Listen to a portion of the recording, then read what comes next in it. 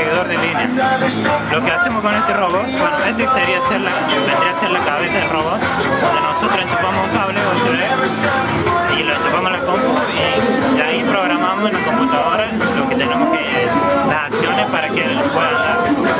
Lo que programamos son el uso de los sensores, estos son sensores de luz, uno emite y el otro la recibe. Los motores y los sensores de choque, en este caso nuestro robot. ¿Qué es lo que hacen los sensores? Controlamos que los sensores puedan guiarse por medio de las líneas blancas, o sea los espacios blancos y las líneas negras.